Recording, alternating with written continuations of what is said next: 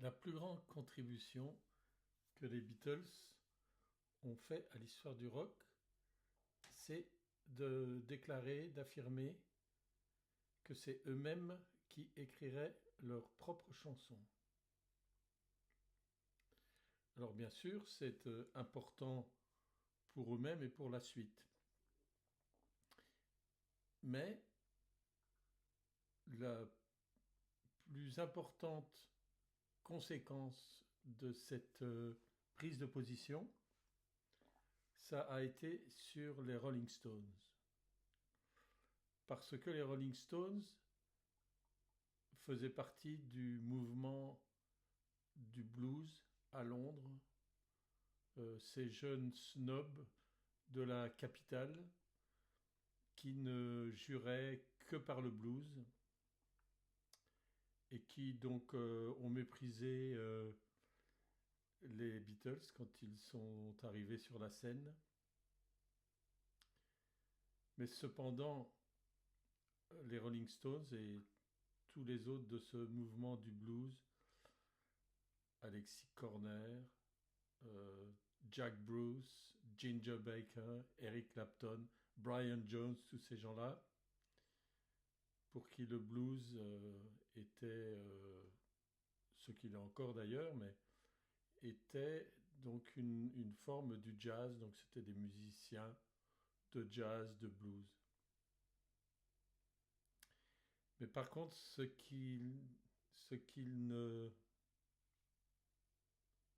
ce qui ne leur avait jamais traversé l'esprit, c'était qu'il fallait composer des morceaux, parce que sinon, bah, c'était des reprises à l'infini, ce qu'ils faisaient tout le temps. Et donc, le premier groupe qui a été impacté, donc c'était les Rolling Stones. Et alors, le fait de composer des morceaux, ce n'est pas quelque chose d'anodin et ce n'est pas quelque chose que l'on décide. En tout cas, l'inspiration, c'est pas quelque chose que l'on décide absolument. Et donc, on remarquera que le premier morceau, composé par Mick Jagger et Keith Richards, c'est As Tears Go By, donc qui est un genre de morceau à la Yesterday,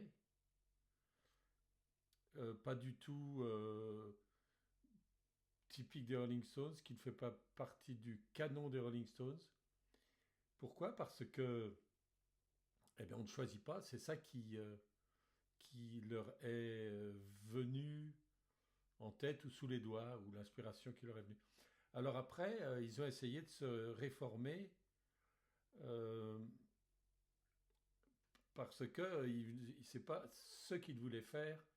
Ils voulaient pas faire de la musique comme celle des Beatles. Ils voulaient pas faire des morceaux comme As Tears Go By. Et donc ils se sont cantonnés à un autre type de morceau. Donc on a eu Satisfaction, etc.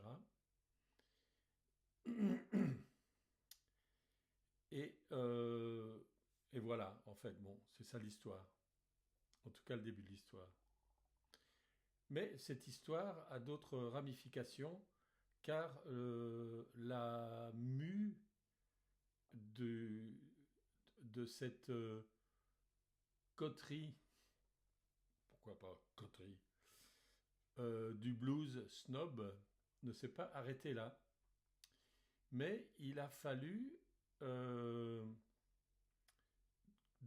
3 ans, donc 63, enfin 3 4 ans, je ne sais pas, 63, ça dépend comment on compte.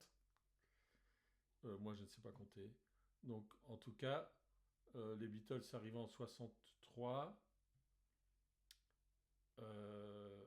66, c'est le moment du changement, de la révélation. Donc, il aura fallu à cette coterie donc du blues 3 ans au moins pour effectuer sa mue, c'est-à-dire composer des morceaux et rentrer donc dans, dans un autre monde, dans un autre monde financier, parce que quand on compose des morceaux, c'est là qu'arrivent les pépettes, mais aussi un monde artistique, c'est-à-dire que quand on compose un morceau, eh bien, on fait, c'est une affirmation artistique, c'est un choix. euh, Si on en compose qu'un, bon, ben, effectivement, ça va pas très loin. Si on essaye d'aller un petit peu plus loin, si on en compose plusieurs, eh ben, comme on ne peut pas composer tout le temps la même chose, voilà, c'est ce que font maintenant les Rolling Stones, mais bon, ça c'est l'autre histoire. Eh bien, voilà, eh bien, on explore, etc. Et l'exploration, donc, c'est ce que les Beatles ont donné comme valeur ajoutée à la musique à partir du moment où ils ont composé, parce que très rapidement, ils se sont mis à explorer. Et donc, je reviens à 1966, qui est vraiment une année charnière. Alors, 1966, c'est l'année de la formation de Cream, originalement connu sous le nom de The Cream. Donc, Jack Bruce, Ginger Baker et Eric Clapton. Alors, au préalable de cette formation, il y a eu un autre tremblement de terre, si on emploie des termes comme ça, donc début 66, sauf erreur de ma part, quand Eric Clapton faisait partie des Blues Breakers avec John Mayall et qu'ils ont fait l'album qu'on appelle l'album B&O ou Beano, sur la prononciation anglaise. Donc qui est un album absolument fondateur. C'est l'album fondateur du son rock, du son de guitare rock, qui ensuite est devenu le son qu'on entend en, encore aujourd'hui, modifié, un peu plus de distorsion, un peu plus de ci, un peu plus de ça. Mais voilà, dans cet album absolument extraordinaire, si vous ne le connaissez pas, il faut l'écouter. Eric Clapton fonde la guitare rock moderne. Comme bon, c'est pas moi qui l'invente, hein, donc à partir de ce moment-là, je ne sais pas qui dit ça, est-ce que c'est Phil Collins ou bref. À partir de ce moment-là, ben, les gens quand ils font les solos deviennent des choses construites avec un début, une fin, etc. Il y a une partie d'improvisation qui vient forcément du jazz et du blues. Donc au fond, c'est la première étape. Mais dans cet album, il n'y a pas trop de compositions. Il y a des compositions de John Mayall, mais bon, qui ne sont pas... soit ils sont à l'harmonica, donc des instrumentaux, ou alors c'est un petit peu des ballades. Euh, en- c'est un début, effectivement, de composition. Mais voilà, c'est pas le révélateur. La révélation, donc, c'est le son de guitare. Et euh, déjà à l'époque, il y a une alliance, une amitié, une collaboration, des encouragements, tout ce qu'on veut, des Beatles euh, à- par rapport à John Mayall, les Blues Breakers, tout ça, puisque à l'intérieur d'un des morceaux, instrumentaux ou pas, instrumentaux je pense, à un moment ils reprennent le riff de Day Tripper et John Mayall, je pense que c'est lui dans une interview, a indiqué que les Beatles en fait étaient à fond avec eux, étaient comme on dit en anglais supportive, voilà, il y avait déjà, comment dire, la méfiance, le mépris avait donné place à autre chose, du respect, parfois de l'amitié, hein, avec Clapton et les Beatles. Alors que Eric Clapton, donc dans son autobiographie, donc voilà, bon, au début, il méprise totalement les Beatles. C'est quoi cette musique de nul, quoi. Jusqu'à ce que, malgré tout, relativement rapidement, enfin, il les a rencontrés très tôt. Il admettent quand même que c'est des gars qui jouaient bien. Ils jouaient bien leurs instruments, ils étaient hyper au point. Bref, je reviens aux Blues Breakers et au Beano album. Donc c'est la première étape. La deuxième étape, c'est la formation de Cream. Cream étant avec les Beatles et peut-être le groupe le plus important de l'histoire du rock. Pourquoi? Parce que, eh bien, ils prennent, euh, construisant sur le son de, du Beano album, euh, ils construisent, ils construisent quelque chose de différent. Par exemple, sur cet album, donc, il y a un batteur, très bon batteur, qui s'appelle Hugh Flint. Mais si on écoute, c'est pas un batteur c'est pas un batteur de maintenant ou même de cette époque-là. C'est un batteur de jazz, donc il a un certain toucher assez léger, etc. Euh, voilà, et donc ça change, voilà, donc ça donne quelque chose d'un petit peu, pas complètement abouti. Alors qu'avec Cream, on a donc Ginger Baker, donc il y a un batteur, donc c'est les batteurs issus du jazz, du blues. Ce sont des virtuoses, c'est un virtuose,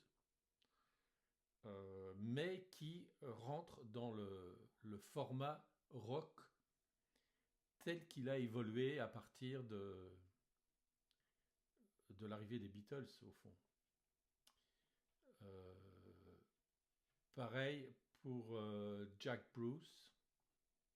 Alors bien sûr, il y a d'autres batteurs, mais bon, c'est à peu près à la même époque en réalité, parce que, par exemple, My Generation des Who, c'est 1967, et donc voilà, on a 1966, donc l'année précédente. Donc la formation de Cream. Cream, donc, bâtit un nouveau son. Cream a une ambition qui est d'appliquer au rock ce qui existe dans le jazz et dans le blues, à savoir l'improvisation. Alors bon, ça va tourner très mal, en tout cas de leur point de vue, parce que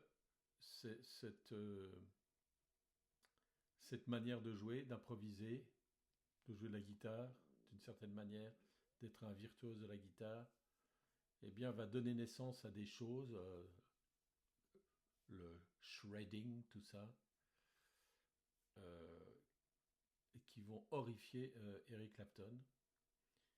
Et donc assez rapidement, on lui a demandé, c'est ce qu'il raconte d'une interview, on lui a demandé voilà, de venir jouer sur des albums voilà, d'autres artistes. Et là, il s'est aperçu qu'on lui demandait de faire son zozo shredder. Et voilà. Et donc voilà, il a été absolument horrifié au fond, qu'ils aient ouvert cette boîte de Pandore et que maintenant c'était devenu ça. Et donc voilà, c'est pour ça que il a complètement changé son son, euh, changé sa carrière, etc. pour ne plus faire ce genre de choses. Mais bon, je m'égare. Enfin, je m'égare pas tout à fait, mais j'avance un petit peu dans le temps. Et donc, la troisième chose, comme on dirait dans Monty Python, la troisième chose, c'est la composition de morceaux. C'est-à-dire que c'est plus des reprises, il y en a quelques-unes, mais c'est, il faut composer. Parce que pour exister et pour faire une marque dans la musique et pour faire avancer les choses, il faut composer. Si ça avait été un groupe qui faisait juste des reprises avec des solos, ça n'aurait rien donné. Et donc voilà, ils composent. Et donc c'est marrant parce que un de leurs premiers morceaux, c'est I Feel Free. Et même chose, donc ce que je disais à propos de la composition. Donc c'est principalement Jack Bruce. Moi, j'ai pas encore parlé de Jack Bruce, mais voilà, c'est un grand, grand, grand bassiste, un grand chanteur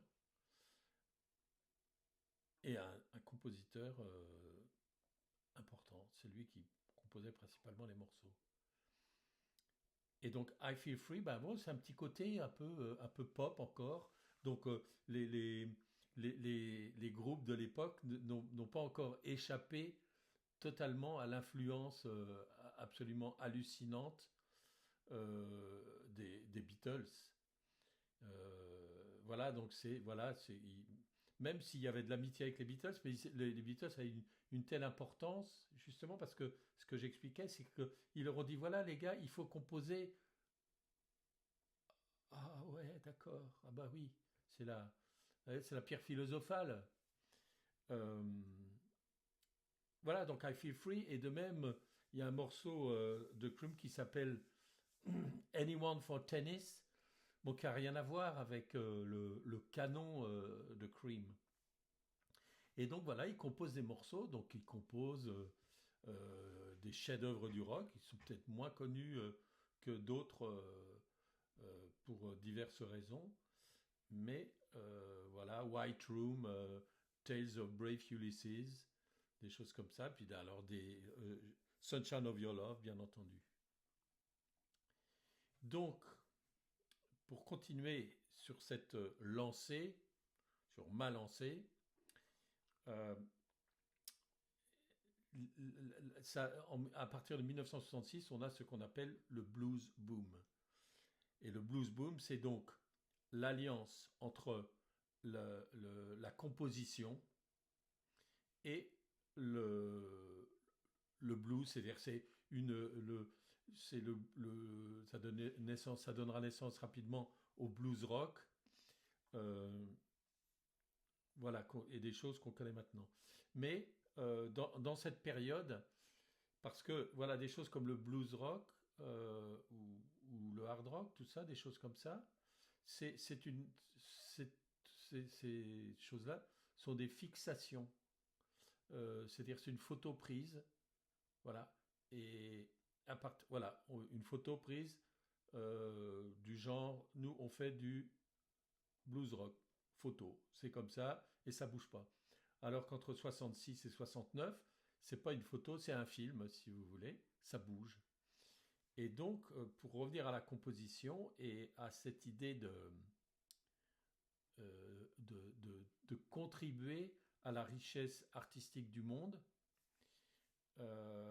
eh bien, on a un autre groupe, on a plusieurs groupes, mais le groupe sans doute le plus important avec Cream, qui est Fleetwood Mac, tel qu'il a été créé par